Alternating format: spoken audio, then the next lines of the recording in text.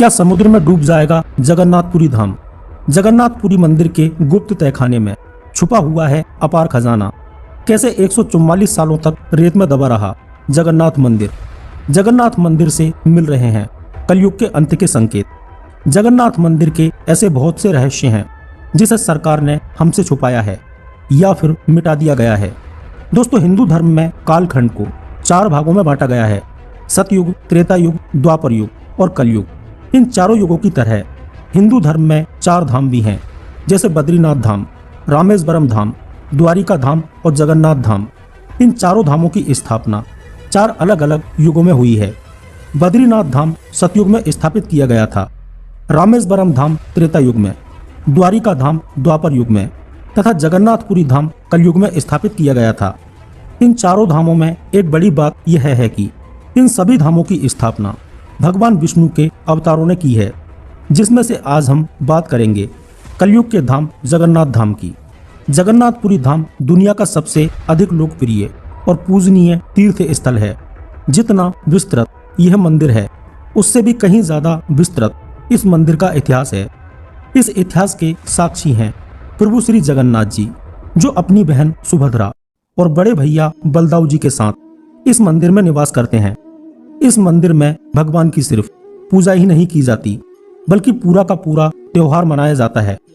वैसे तो जगन्नाथ जी इस समस्त चराचर जगत के पिता हैं, लेकिन यहाँ पर प्रभु की लीला ही अलग है, क्योंकि इस मंदिर में प्रभु जगन्नाथ जी को स्नान कराया जाता है। और खास बात यह है कि जगन्नाथ जी स्नान करते हैं, उसके बाद में बीमार हो जाते हैं। इतना ही नहीं, उन्हें दवाइयाँ भी दी जाती हैं। 15 सालों में उनका पुनर्जन्म भी होता है।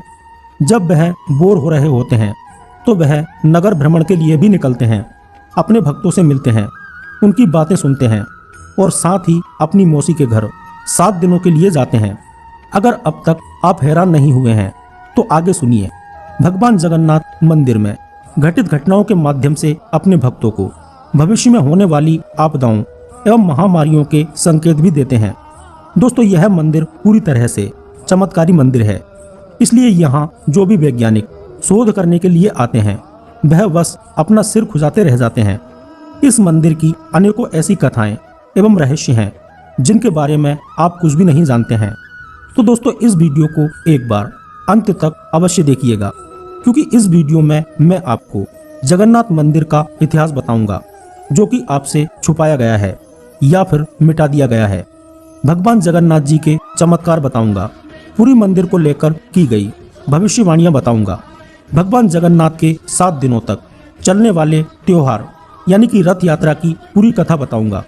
इसलिए वीडियो को एक लाइक अवश्य करें। वीडियो पसंद आए तो चैनल को सब्सक्राइब अवश्य करें और साथ ही नीचे कमेंट बॉक्स में एक बार सच्चे दिल से जय जगन्नाथ अवश्य लिखिए। दोस्तों, आप जगन्नाथ जी को जानते हैं, उनकी पूजा आराधना करते हैं। आप ही नहीं बल्कि विदेशी लोग भी भगवान जगन्नाथ के दर्शन के लिए पूरी आते हैं।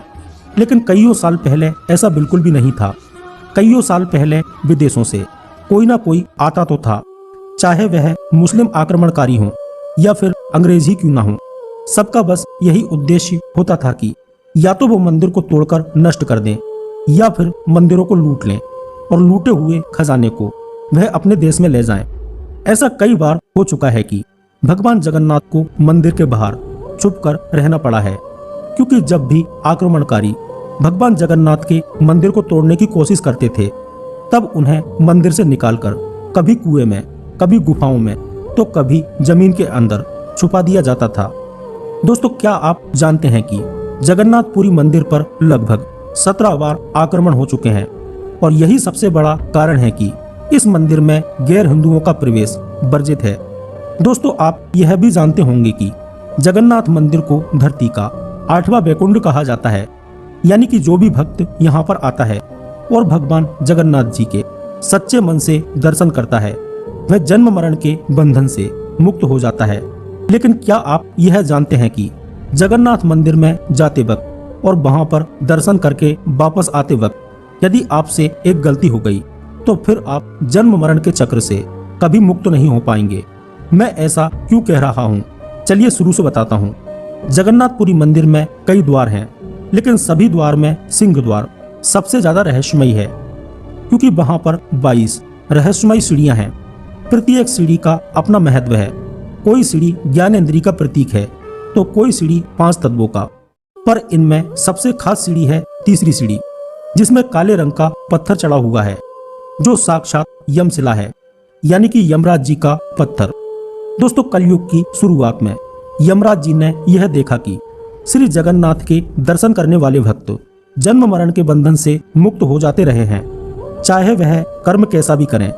तो यमराज जी पुरी जाकर माता लक्ष्मी और जगन्नाथ जी को अपनी चिंता बताते हैं। माता लक्ष्मी यमराज जी को तुरंत वहां से चले जाने के लिए कहती हैं, क्योंकि जगन्नाथ जी ने लोगों को जन्म मृत्यु के चक्र से मुक्ति दिलाने के लिए पुरी को चुना था। तब जगन्नाथ जी यमराज जी को रोकते हैं और उन्हें 22 सीढ़ियों में तीसरी सीढ़ी पर लेट जाने के लिए कहते हैं, और साथ ही उन्हें यह वरदान भी देते हैं कि कोई भी मंदिर में प्रवेश करते वक्त आप पर पैर रखे तो उसके सभी पाप दूर हो जाएंगे। पर यदि कोई मंदिर से बाहर जाते वक्त आप पर पैर रख देगा तो आप उससे मेरे और मेरे मंदिर द्वारा प्राप्त सभी पुण्य छीन सकते हैं। रथस्थम वामनम दृष्टवा पुनर्जन्म न विद्यते, अर्थात जो भी मनुष्य रथ के ऊपर बैठे हुए भगवान जगन्नाथ जी का दर्शन करता है उसका पुनर्जन्म नहीं होता। दोस्तों, इस सृष्टि को बनाने, चलाने और उसके विनाश की जिम्मेदारी त्रिदेवों में बटी हुई है। भगवान ब्रह्मा इस सृष्टि का सृजन करते हैं, भगवान विष्णु इस सृष्टि को सुचारू रूप से चलाते हैं, और जब भी यह सृष्टि पाप से असंतुलित हो जाती है तो भगवान शिव इसका विनाश कर देते हैं। दोस्तों, जब दुनिया की शुरुआत हुई तो सभी देवता धरती पर निवास करते थे। भगवान विष्णु बद्रीनाथ धाम में स्नान करते थे, द्वारिका में वस्त्र बदलते थे, जगन्नाथपुरी में भोजन करते थे और रामेश्वरम में विश्राम करते थे। इसी तरह जब हम भगवान शिव की बात करते हैं तो भगवान शिव का मूल निवास होता था कैलाश पर्वत, जहां वे अपने पूरे परिवार के साथ में रहते थे। फिर युग परिवर्तन हुआ, त्रेता युग आया, द्वापर युग आया और अंत में कलयुग आया। कहते हैं कि जब कलयुग की शुरुआत हुई तो पृथ्वी पर पाप बढ़ने लगा, दुनिया तेजी से अपने विनाश की ओर अग्रसर होने लगी, और तब सभी देवताओं ने भूलोक को छोड़ दिया। भगवान विष्णु के बाद सृष्टि के संचालन की जिम्मेदारी हमारे प्रभु श्री जगन्नाथ जी पर आ गई। दोस्तों, प्रभु श्री जगन्नाथ जी नाथों के नाथ हैं। यदि मैं आपसे कहूं कि कलयुग में सिर्फ 2 ही देवता ऐसे हैं जो सबसे ज्यादा जागृत हैं। पहले हैं बल बुद्धि विद्या सभी में निपुण सर्वशक्तिशाली श्री हनुमान जी, वे आज भी इस कलयुग में जिंदा हैं। और दूसरे हैं नाथों के नाथ प्रभु श्री जगन्नाथ। भगवान जगन्नाथ जी हमारी ही तरह धरती पर हम सबके बीच रहते हैं। दोस्तों, जगन्नाथ जी सृष्टि के साथ साथ हम सब पर अपनी दृष्टि जमाए रखते हैं। वह अपनी नगरी उड़ीसा के पुरी में विराजमान होकर लोगों की मनोकामनाएं पूर्ण करते हैं। दोस्तों, क्या आपने भगवान विष्णु और जगन्नाथ जी की तस्वीर को जरा गौर से देखा है? अगर देखा है तो आपने क्या देखा है? जब आप भगवान जगन्नाथ जी को देखोगे तो यह पाओगे कि उनकी मूर्ति अधूरी है, और फिर भी उनकी अधूरी मूर्ति की पूजा की जाती है, जबकि हिंदू धर्म में अधूरी मूर्ति की पूजा करना गलत माना जाता है। ऐसा क्यों है? जैसे कि भगवान विष्णु के हाथों में शंख एवं चक्र होता है, इसी तरह भगवान जगन्नाथ जी के हाथों में भी शंख एवं चक्र होता है, जो आपको तब दिखेगा जब आप उन्हें तस्वीर में ध्यान से देखोगे, या फिर साक्षात उड़ीसा के जगन्नाथपुरी मंदिर में दर्शन करके देख पाओगे। दोस्तों, क्या आपको पता है कि भगवान जगन्नाथ जी भी इस धरती को छोड़ देंगे, और यह सब कुछ तब होगा जब कल्कि अवतार का जन्म होगा। कल्कि अवतार भी जगन्नाथपुरी मंदिर जाएंगे। क्यों जाएंगे, इस वीडियो में आगे जानेंगे। दोस्तों, हमारा देश भारत जो रहस्यों से भरा देश है, हमारे देश की सभ्यता जितनी पुरानी है उतने ही पुराने हमारे देश के मंदिर भी हैं। हजारों सालों से खड़े मंदिर कई राज अपने अंदर समेटे हुए हैं।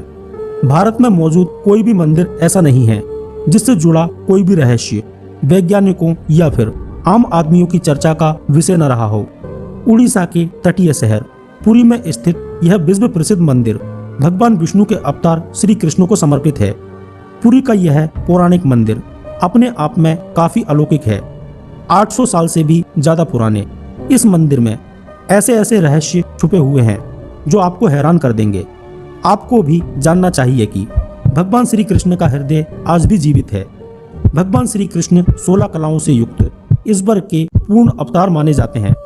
वैसे तो श्री कृष्ण सर्वत्र व्याप्त हैं, लेकिन उन्हीं श्री कृष्ण के अवतारी शरीर का हृदय आज भी जीवित अवस्था में धड़क रहा है।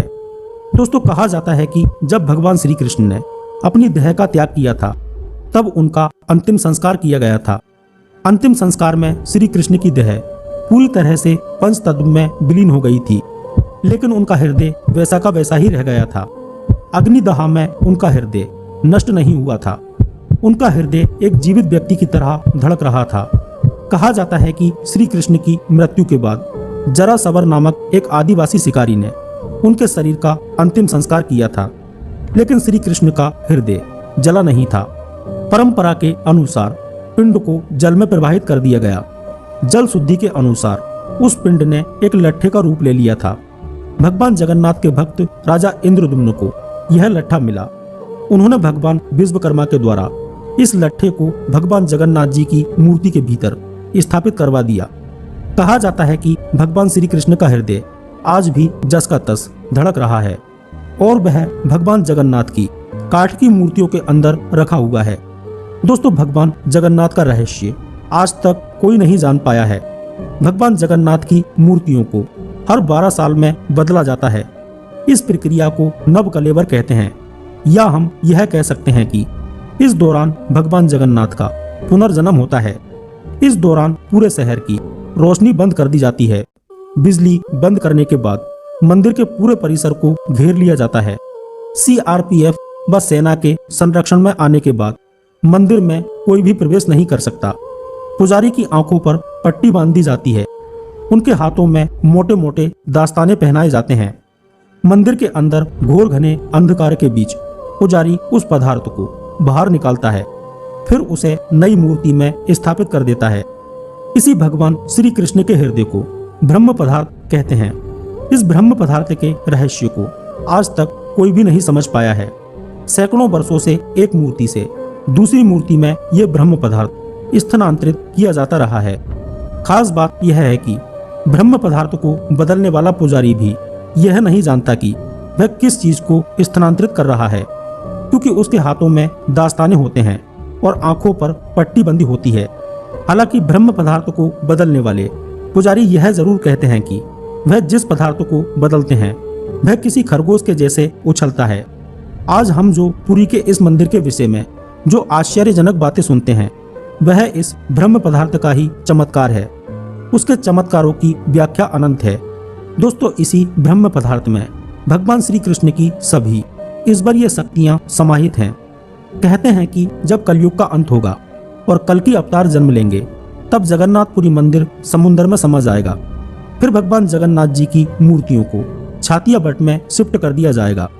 इसी दौरान भगवान कल्कि जगन्नाथपुरी मंदिर के अंदर रखे ब्रह्म पदार्थ से सभी शक्तियों को खुद में समाहित कर लेंगे। फिर ब्रह्म पदार्थ का धड़कना बंद हो जाएगा। अब आगे बात करते हैं कि ब्रह्म पदार्थ पर विज्ञान क्या कहता है। दोस्तों, ब्रह्म पदार्थ को आधुनिक विज्ञान की दृष्टिकोण से समझने की कोशिश करते हैं कि वह आखिर क्या है। हम सभी को पता है कि माँ के गर्भ में पिता के शुक्राणुओं के अंड निषेचन से शरीर का निर्माण शुरू हो जाता है। जहाँ शरीर निर्माण तो जारी रहता है, लेकिन उस शरीर में धड़कन 2 से 3 महीने के बाद शुरू होती है। यहाँ पर आधुनिक विज्ञान बिल्कुल खामोश हो जाता है। ऐसा कैसे होता है? आखिर वह कौन सा तत्व है जिसके शरीर में प्रवेश होते ही धड़कन शुरू हो जाती है? इसके बारे में विज्ञान आज तक कुछ भी नहीं बता पाया है, जबकि हमारे ऋषि मुनियों ने इसे बहुत साल पहले ही खोज लिया था, जिसे सनातन धर्म में प्राण ऊर्जा के नाम से संबोधित किया जाता है। प्राण ऊर्जा ही वह ऊर्जा है जो इस नश्वर शरीर को जीवंतता प्रदान करती है, जो जड़ शरीर में चेतना विस्तृत करती है।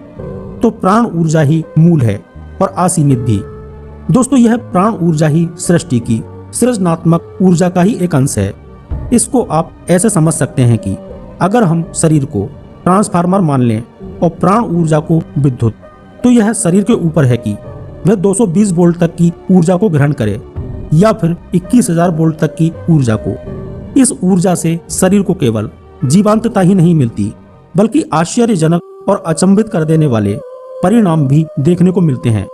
हमारे यहाँ तो योगियों ने इस ऊर्जा को संकलित करके जीवित रहते ही शरीर के बाहर निकल जाने की व्यवस्था को खोजा है। फिर अपनी मर्जी से शरीर में पुनः प्रवेश करने के मार्ग को भी खोजा, जिसे हम सभी परकाया प्रवेश के नाम से जानते हैं। ऐसे ही हिमालय की गुफाओं में तपस्यारत योगियों के बारे में सुना होगा, जिनकी तपस्या के मार्ग में यह शरीर कभी भी बाधा नहीं रहता। तो जरा सोचिए कि जिन श्री कृष्ण को पूर्ण अवतार माना जाता है, उनकी ऊर्जा की सीमा क्या रही होगी, उनकी पराकाष्ठा क्या रही होगी। दोस्तों, अब जरा जगन्नाथ मंदिर के रहस्य को जान लेते हैं। उड़ीसा के पुरी में निकलने वाली रथ यात्रा 500 सालों से चली आ रही है। इसके बारे में स्कंद पुराण, नारद पुराण, पद्म पुराण और ब्रह्म पुराण में वर्णन किया गया है। इसमें भगवान जगन्नाथ जी के साथ साथ भाई बलभद्र, बहन सुभद्रा रथ पर सवार होती हैं। मान्यता है कि इन रथों को खींचने वालों को मोक्ष की प्राप्ति होती है। यह यात्रा 9 दिनों तक चलती है। यह एक ऐसा उत्सव है जिसमें स्वयं भगवान जगन्नाथ रथ पर बैठकर घूमने निकलते हैं। इस उत्सव में भगवान जगन्नाथ रथ पर सवार होकर पूरे नगर का भ्रमण करते हैं और अंत में अपनी मौसी के घर गुंडीचा मंदिर पहुंचते हैं। रथ यात्रा के दौरान हर साल यह घटना घटती है। वह इस दिन बारिश का होना है। इस बात का इतिहास गवाह है कि रथ यात्रा का कोई भी साल ऐसा नहीं गुजरा जब रथ यात्रा के दौरान बारिश न हुई हो। इस पर कई बार बुद्धिजीवियों में चर्चा हुई। यह कहा गया कि यह मात्र संयोग है। संयोग कुछ बार हो सकता है, लेकिन सालों से रथ यात्रा के दौरान बारिश का होना कोई संयोग नहीं हो सकता। यह रथ यात्रा एक मजार के सामने रुक जाती है। हैरानी की बात यह है कि हिंदू धर्म के देवता का मुस्लिम मजार से क्या रिश्ता है। कहानी यह है कि जब भारत में मुगलों का शासन हुआ करता था, तब उनकी सेना में साल्वे नामक एक वीर था। साल्वे के पिता मुस्लिम और माता हिंदू थी। एक युद्ध के दौरान साल्वे के माथे पर गहरी चोट लगी। इस चोट के ठीक न होने की वजह से उसे सेना से निकाल दिया गया। उसकी मां ने साल्वे को दुखी देखकर उसे भगवान जगन्नाथ के दरबार में जाने के लिए कहा। साल्वे अपनी मां की बात मानकर भगवान की भक्ति करने लगा। अपने मुस्लिम भक्त की भक्ति से भगवान जगन्नाथ इतना प्रसन्न हुए कि वह उनके सपने में आए। साल्वे ने सुबह उठकर अपनी चोट को सही पाया तो भगवान का गुणगान करते हुए भगवान जगन्नाथ के मंदिर पहुंच गया, लेकिन मुस्लिम होने के कारण उसे अंदर नहीं जाने दिया गया। तब साल्वे ने कहा कि अगर वह जगन्नाथ जी का सच्चा भक्त है तो भगवान उसे दर्शन देने खुद ब खुद आएंगे। साल्वे जब तक जीवित रहा तब तक वह भगवान की भक्ति करता रहा, लेकिन उसे भगवान के दर्शन नहीं हो पाए। लेकिन जब उसकी मृत्यु हुई तो उस वर्ष जगन्नाथ जी की रथ यात्रा के दौरान भगवान का रथ अपने आप ही साल्वे की मजार के सामने जाकर रुक गया। लोगों ने बहुत ही कोशिश की, लेकिन रथ 1 इंच भी आगे नहीं बढ़ा। तब किसी ने भगवान के परम भक्त साल्वे के बारे में बताया। इसके बाद वहां मौजूद सभी लोगों ने साल्वे के नाम का जयकारा लगाया। तब जाकर भगवान जगन्नाथ का रथ आगे बढ़ा। तब से हर वर्ष ऐसा ही होता है। दोस्तों, अगर आपने रथ यात्रा नहीं देखी है और आप भी वहां शामिल होकर भगवान के दर्शन करना चाहते हैं तो इस वीडियो को अंत तक जरूर देखिएगा। इस वीडियो में मैं आपको भगवान श्री जगन्नाथ जी की रथ यात्रा यानी कि कार फेस्टिवल की संपूर्ण जानकारी विस्तार से दूंगा। दोस्तों, पूरी रथ यात्रा के लिए बलराम, श्री कृष्ण और देवी सुभद्रा के लिए 3 अलग अलग रथ निर्मित किए जाते हैं। रथ यात्रा में सबसे आगे बलराम जी का रथ, उसके बाद बीच में देवी सुभद्रा जी का रथ और सबसे पीछे भगवान श्री जगन्नाथ जी का रथ होता है। इसे उनके रंगों और ऊंचाई से पहचाना जाता है। दोस्तों, जगन्नाथपुरी में रथ यात्रा की परंपरा में बहुत तरह की रस्में निभाई जाती हैं। प्रभु जगन्नाथ की रथ यात्रा उनके मंदिर से प्रारंभ होती है और 2 किलोमीटर के मार्ग का सफर तय करती है। ज्येष्ठ पूर्णिमा के दिन प्रभु जगन्नाथ को बड़े भाई बलराम जी तथा बहन सुभद्रा के साथ रत्न सिंहासन से उतारकर मंदिर के पास बने स्नान मंडप में लाया जाता है। उसके बाद 108 कलशों से उनका शाही स्नान होता है। दोस्तों, फिर मान्यता है कि इस स्नान के बाद प्रभु बीमार हो जाते हैं, फिर उन्हें बुखार आता है। तब 15 दिन तक प्रभु श्री जगन्नाथ जी को एक विशेष कक्ष में रखा जाता है, जिसे औसर घर कहते हैं। इस 15 दिन की अवधि में महाप्रभु को मंदिर के प्रमुख सेवकों और वेदों के अलावा और कोई नहीं देख सकता।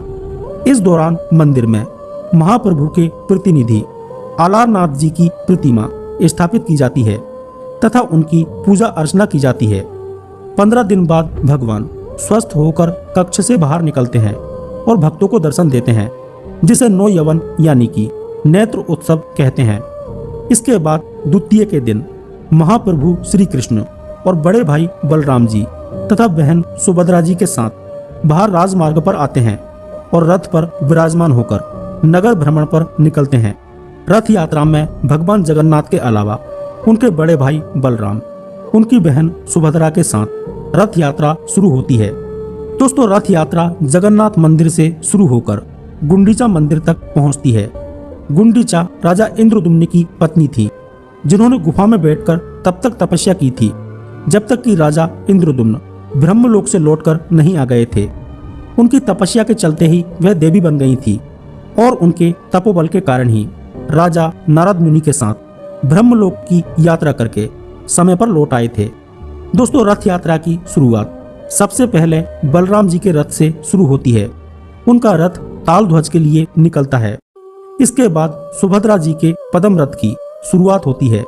सबसे अंत में भक्त भगवान जगन्नाथ जी के रथ नंदी घोष को बड़े बड़े रस्सों की सहायता से खींचना शुरू करते हैं। गुंडीचा मां के मंदिर तक जाकर यह रथ यात्रा पूरी मानी जाती है। माना जाता है कि मां गुंडीचा भगवान जगन्नाथ की मासी हैं। यहीं पर देवताओं के इंजीनियर माने जाने वाले विश्वकर्मा जी ने भगवान जगन्नाथ, उनके बड़े भाई बलभद्र और बहन सुभद्रा जी की मूर्ति का निर्माण किया था। छेरा पहरा की रस्म होती है जो रथ यात्रा के सबसे पहले दिन निभाई जाती है, जिसमें पुरी के महाराज के द्वारा यात्रा मार्ग और रथों को सोने के झाड़ू से साफ किया जाता है। इसके बाद पहांडी एक धार्मिक परंपरा है जिसमें भक्त बलभद्र, सुभद्रा और भगवान श्री कृष्ण को गुंडीचा मंदिर तक रथ यात्रा करवाते हैं। गुंडीचा भगवान जगन्नाथ की भक्त थी। मान्यता है कि भक्ति का सम्मान करते हुए भगवान हर साल उनसे मिलने के लिए आते हैं। जगन्नाथपुरी में भक्त भगवान के रथ को खींचते हुए 2 किलोमीटर की दूरी पर स्थित गुंडीचा मंदिर तक ले जाते हैं और 90 दिन वापस लाया जाता है। गुंडीचा मार्जन परंपरा के अनुसार रथ यात्रा से एक दिन पहले श्रद्धालुओं के द्वारा गुंडीचा मंदिर को शुद्ध जल से धोकर साफ किया जाता है। जब रथ यात्रा गुंडीचा मंदिर में पहुंचती है, तब भगवान जगन्नाथ, सुभद्रा एवं बलभद्र जी को विधि पूर्वक स्नान कराया जाता है और उन्हें पवित्र वस्त्र पहनाए जाते हैं। यात्रा के 5वें दिन हेरा पंचमी का महत्व है। इस दिन मां लक्ष्मी भगवान जगन्नाथ को खोजने आती हैं, जो अपना मंदिर छोड़कर यात्रा में निकल गए हैं। रथ यात्रा जब जगन्नाथ मंदिर वापस पहुंचती है तो सभी प्रतिमाएं रथ में ही रहती हैं। देवी देवताओं के लिए मंदिर के द्वार अगले दिन एकादशी को खोले जाते हैं। तब कई तरीकों से स्नान करवाकर वैदिक मंत्र उपचार के बीच मूर्तियों को पुनः प्रतिष्ठित किया जाता है। दोस्तों, भारतीय राज्य उड़ीसा सप्तपुरियों में से एक है, जहां पर प्रभु जगन्नाथ जी का विश्व प्रसिद्ध मंदिर है। इसे 4 धामों में से एक माना जाता है। इस मंदिर को राजा इंद्रदुम्न ने हनुमान जी की प्रेरणा से बनवाया था। कहते हैं कि इस मंदिर की रक्षा का दायित्व प्रभु जगन्नाथ जी ने हनुमान जी को सौंप रखा है। यहाँ के कण कण में हनुमान जी का वास है। हनुमान जी ने यहाँ पर कई तरह के चमत्कार किए हैं। दोस्तों, भगवान हनुमान हिंदू धर्म की रक्षा और अपने भक्तों को बचाने के लिए इस कलयुग में जीवित हैं और संपूर्ण धरती पर विचरण करते रहते हैं। हनुमान जी की शक्ति को कौन नहीं जानता। उनकी शक्ति की कोई लिमिट नहीं है, उनके आकार की कोई माप नहीं है। भगवान हनुमान पर किसी भी अस्त्र शस्त्र का कोई प्रभाव नहीं होता है। जो भी भक्त हनुमान जी का ध्यान करते हैं, उन्हें भगवान श्री राम की कृपा तुरंत ही प्राप्त होती है। दोस्तों, हनुमान जी पर भगवान राम की विशेष कृपा है और जो भी सच्चे मन से भगवान राम और हनुमान जी का ध्यान करता है, उसकी सभी परेशानियों का अंत हो जाता है। हनुमान जी भगवान शिव के 11वें रुद्र अवतार, सबसे ज्यादा बलवान और बुद्धिमान हैं। कहते हैं कि हनुमान जी केवल भक्तों की ही नहीं, भगवान की भी रक्षा करते हैं। दोस्तों, क्या आपको पता है कि जगन्नाथपुरी में हनुमान जी को बांधकर रखा गया है और भक्त उन्हें जंजीरों में बंधे हुए ही पूजते हैं। जब आप जगन्नाथपुरी धाम जाएंगे तो आप भी भगवान जगन्नाथ और हनुमान जी के चमत्कारों को महसूस कर पाएंगे। जगन्नाथपुरी एक बैकुंठ है। बैकुंठ का शाब्दिक अर्थ होता है जहाँ पर कुंठा ना हो। कुंठा यानी कि निष्क्रियता, आकर्मण्यता, निराशा, हताशा, आलस्य और दरिद्रता। इसका मतलब हुआ कि बैकुंठ धाम एक ऐसा स्थान है जहाँ कर्महीनता नहीं है, निष्क्रियता नहीं है। कहते हैं कि मरने के बाद पुण्य कर्म करने वाले लोग स्वर्ग या फिर बैकुंठ जाते हैं। हिंदू धर्म के अनुसार कैलाश पर्वत पर महादेव, ब्रह्मलोक में ब्रह्मदेव बसते हैं। इसी तरह भगवान विष्णु का निवास बैकुंठ में बताया गया है। दोस्तों, चाहे कोई सा भी युग हो, हर युग में भगवान हनुमान और राम जी की जोड़ी अवश्य देखने को मिलती है, क्योंकि हनुमान जी अपने प्रभु से दूर नहीं रह सकते। कहते हैं कि स्वयं भगवान जगन्नाथ जी ने ही हनुमान जी को जंजीरों से बांधा था और तब से ही वे जगन्नाथपुरी में बंधी हुई अवस्था में विराजित हैं। चलिए आज का वीडियो शुरू करते हैं और आपको बताते हैं जगन्नाथपुरी धाम में महाबली हनुमान जी को बांधकर क्यों रखा गया है और जगन्नाथपुरी में ऐसे कौन कौन से चमत्कार हैं जो हनुमान जी कर रहे हैं। कहते हैं कि भगवान जगन्नाथ ने इस मंदिर की रक्षा की जिम्मेदारी हनुमान जी को सौंप रखी है। दोस्तों, जिस तरह से महाभारत युद्ध में हनुमान जी अर्जुन के रथ पर विराजमान थे ताकि वे अर्जुन को सभी शक्तिशाली अस्त्र एवं शस्त्र से बचा सकें, इसी तरह से भगवान हनुमान कलयुग में जगन्नाथ जी की रक्षा के लिए विराजमान हैं। जगन्नाथ मंदिर के 4 द्वार हैं और हर एक द्वार पर हनुमान जी का एक मंदिर है, जिसमें हनुमान जी अलग अलग रूप में रहकर अपने भगवान जगन्नाथ की सेवा करते हैं। दोस्तों, मंदिर के पूर्वी द्वार पर हनुमान जी को फट हनुमान के रूप में पूजा जाता है। पश्चिमी द्वार पर हनुमान जी की लगभग 4 फीट ऊंची मूर्ति है और यहाँ उन्हें कानपाटा हनुमान के नाम से जाना जाता है। मंदिर के उत्तरी द्वार पर हनुमान जी के 4 हाथ हैं और चारों हाथों में भी चक्र पकड़े हुए हैं और यहाँ उन्हें अष्टभुज हनुमान के रूप में पूजा जाता है। वहीं दक्षिणी द्वार पर हनुमान जी की 7 फीट ऊंची मूर्ति है और यहाँ उन्हें बराह भाई हनुमान के रूप में पूजा जाता है। मित्रों, जगन्नाथ मंदिर के दक्षिणी द्वार के पास जो हनुमान मंदिर है, उसके लिए कहा जाता है कि इस मंदिर का निर्माण जगत गुरु आदि शंकराचार्य ने करवाया था।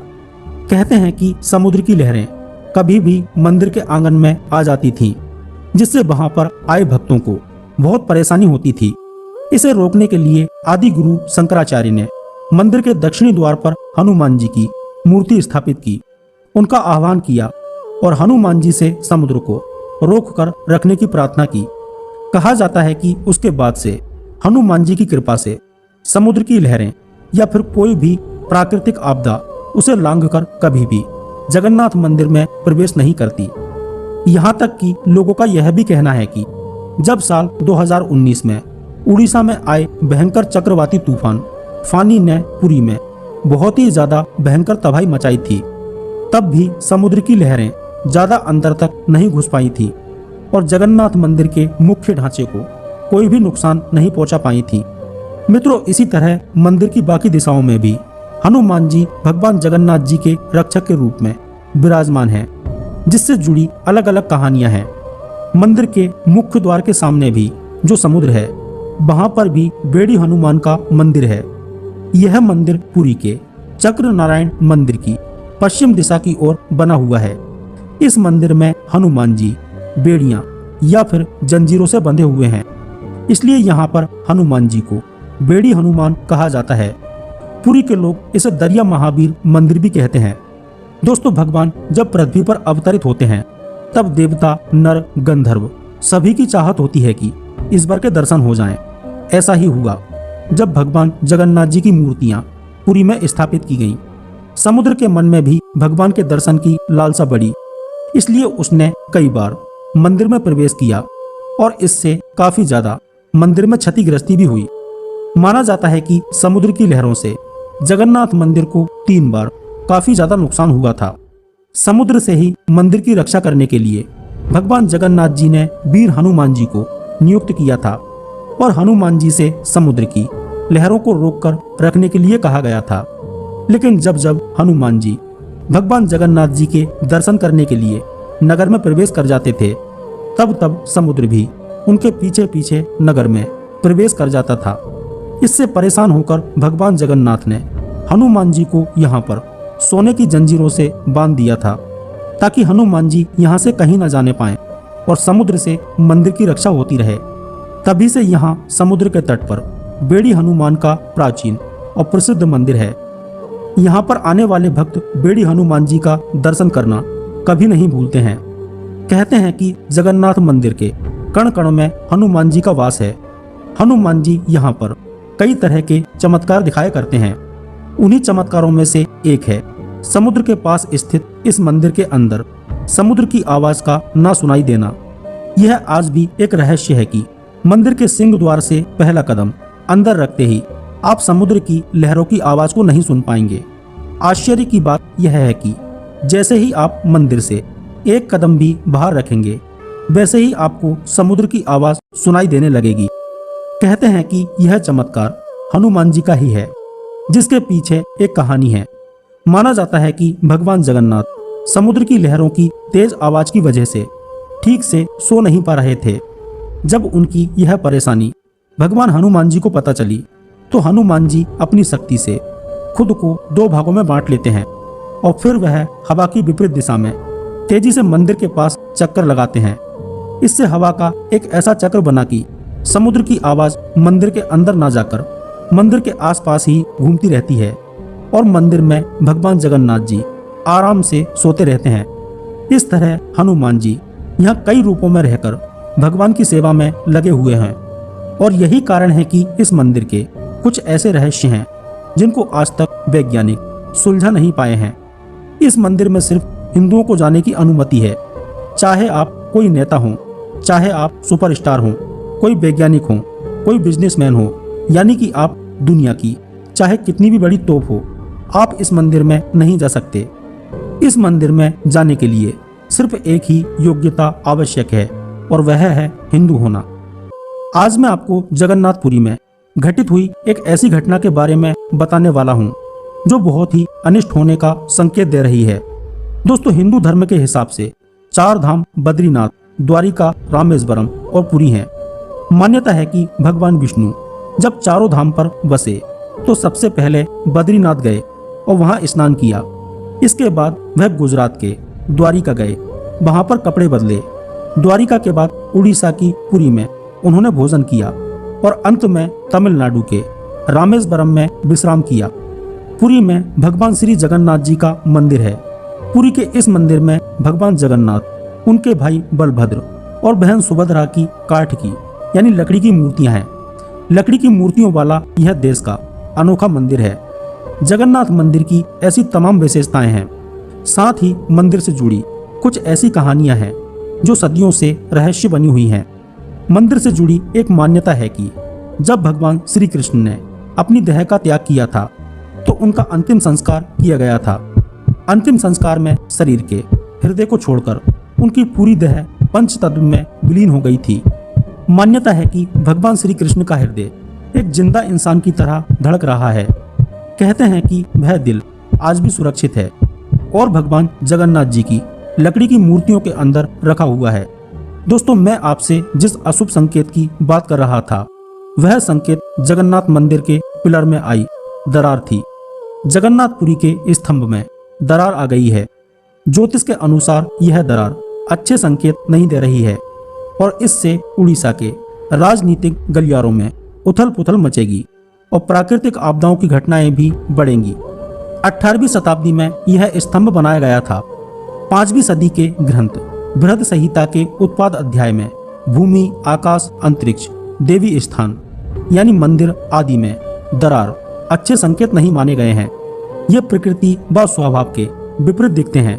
बृहद संहिता के इस अध्याय के 8वें श्लोक में शिवलिंग, देव प्रतिमा, मंदिर, मूर्तियां आदि के टूटने, फटने, बिना जले गीले होने, आवाज आना, इसे उस राज्य के राजा के लिए विशेष रूप से अपशगुन माना गया है।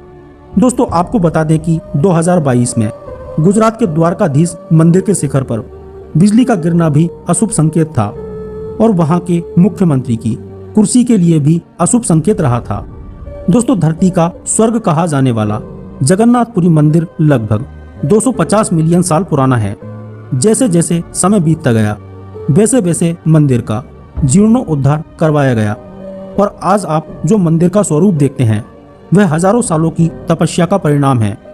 इन 250 मिलियन सालों में मंदिर कई विचित्र परिस्थितियों से गुजरा है, जैसे कि रेत के नीचे दब जाना, मंदिर पर कई बार मुस्लिम आक्रांताओं द्वारा आक्रमण किया जाना, मुस्लिम आक्रांताओं से जगन्नाथ जी की मूर्तियों को बचाने के लिए कभी नदी, कभी कुएं तो कभी जमीन में दफनाकर छुपाया जाना। मित्रों, क्या आपको पता है कि जगन्नाथ धाम में एक ऐसा तहखाना है जिसमें अपार खजाना छुपा हुआ है और सरकार उसे आपसे छुपा रही है। क्या आप जानते हैं कि भगवान जगन्नाथ को 144 सालों तक छुपकर रहना पड़ा था? आखिरकार क्यों भगवान जगन्नाथ मंदिर से बाहर झांकते रहते हैं? दोस्तों, आगे मैं आपको मंदिर के निर्माण की कहानी सुनाऊंगा कि कैसे मंदिर बना, कैसे भगवान जगन्नाथ जी को मंदिर में स्थापित किया गया और ऐसा क्या हुआ कि मंदिर पूरी तरह से रेत में नीचे दब गया था। कथा शुरू होती है राजा इंद्रदुम्न से। दोस्तों, एक रात राजा विश्राम कर रहे थे, तभी उनके सपने में भगवान विष्णु जी आते हैं और उनसे उत्कल प्रदेश यानी कि उड़ीसा में उनके 4 धामों में से एक यानी कि जगन्नाथ धाम को बनाने का कहते हैं। जब राजा उठते हैं तो राजा की खुशी का ठिकाना नहीं रहता। वे अपने सारे कामों को छोड़कर मंदिर के निर्माण में लग जाते हैं। लेकिन भगवान जगन्नाथ के पवित्र मंदिर का निर्माण करना इतना आसान काम भी नहीं था। निर्माण करते समय राजा को कई सारी मुसीबतों का सामना करना पड़ा, जैसे तेज आंधी और तूफान का आना, समुद्र का जल मंदिर में बार बार प्रवेश कर जाना। लेकिन राजा इंद्रदुम्न की पवित्र भक्ति और दृढ़ संकल्प के आगे कोई भी मुसीबत कहाँ टिक सकती थी। वे सच्चे मन और सच्ची भक्ति से बार बार प्रयास करते रहे और अंततः वे अपने संकल्प में सफल हो जाते हैं और एक पवित्र मंदिर का निर्माण करवाते हैं, जिसे देखकर सारे देवता, सारी सृष्टि उनके इस कार्य से प्रसन्न थी। अब बस राजा को मंदिर में भगवान जगन्नाथ के विग्रह को स्थापित करना था और उसकी प्राण प्रतिष्ठा करवाना बाकी थी। लेकिन यह कार्य पूरी सृष्टि में भगवान ब्रह्मा के अलावा और कोई भी नहीं कर सकता था।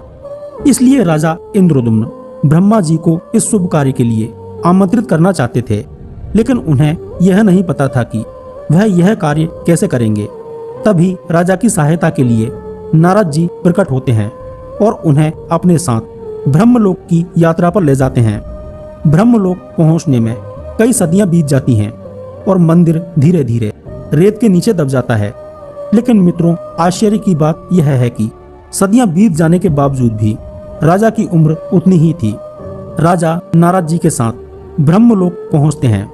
राजा ब्रह्मा जी को प्रणाम करते हैं और उन्हें जगन्नाथ मंदिर में जगन्नाथ जी के विग्रह को स्थापित करने के लिए आमंत्रित करते हैं। ब्रह्मदेव अत्यंत प्रसन्न होते हैं और राजा को आशीर्वाद देते हैं। कई सदियां बीत जाती हैं। तब राजा इंद्रदुम्न पुनः पृथ्वी पर पहुंचते हैं। पृथ्वी पर पहुंचकर राजा इंद्रदुम्न देखते हैं कि वहां पर सब कुछ बदल चुका था। उत्कल प्रदेश पर कई राजाओं का शासन हो चुका था, कई पीढ़ियां बीत चुकी थीं और जगन्नाथ मंदिर पूरी तरह से रेत में दबा हुआ था। रेत से बाहर मंदिर का सिर्फ ऊपरी मंडप वाला ही हिस्सा दिखता था। तब इंद्रदुम्न उस समय के वर्तमान राजा की सहायता से मंदिर की खुदाई करवाते हैं और रेत को हटवाते हैं।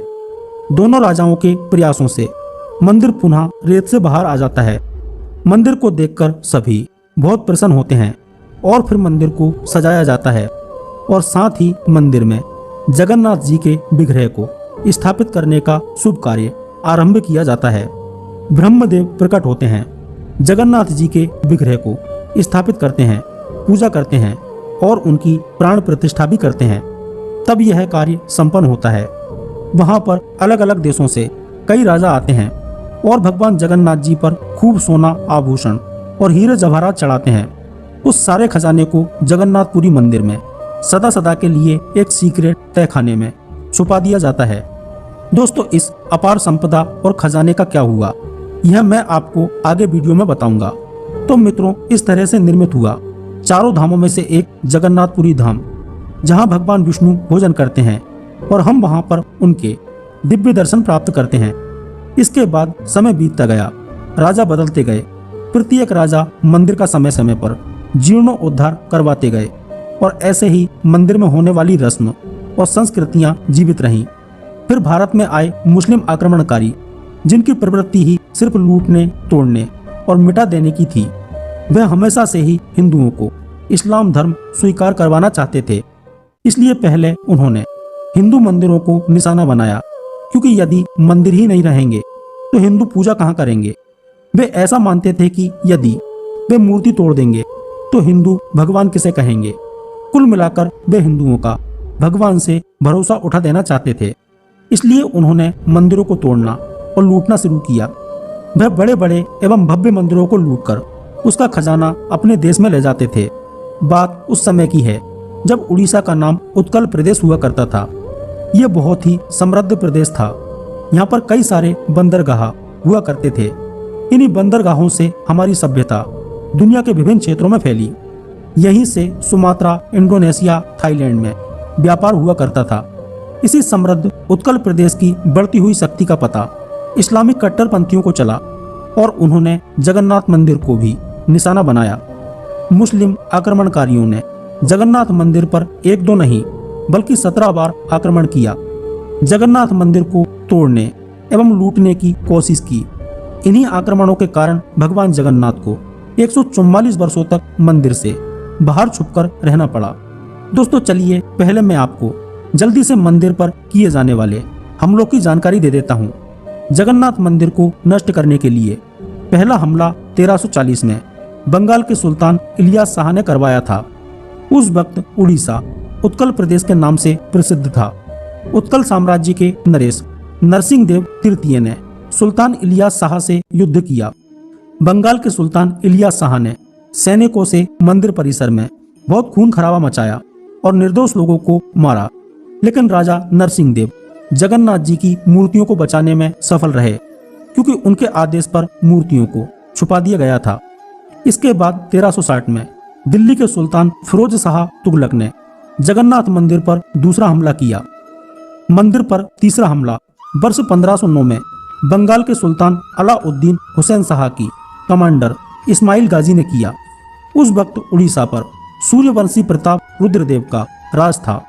हमले की खबर मिलते ही पुजारियों ने मूर्तियों को मंदिर से दूर बंगाल की खाड़ी में मौजूद चिल्का लेक नामक द्वीप पर छुपा दिया था। प्रताप रुद्रदेव ने बंगाल के सुल्तान की सेना को हुगली में हरा दिया और भागने पर मजबूर कर दिया।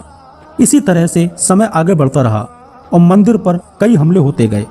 मंदिर पर 17वां और आखिरी हमला वर्ष 1699 में मोहम्मद तकी खान ने किया था।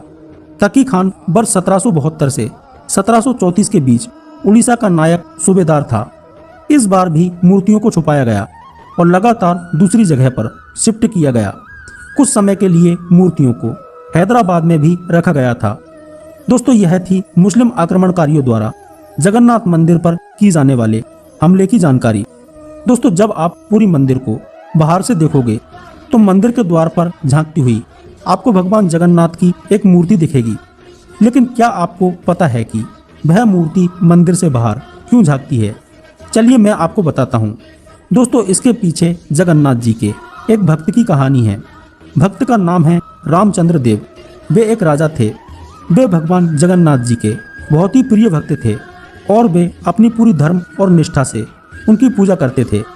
मगर एक बार मुगल शासक भारत आया जिसका नाम था तकी खान।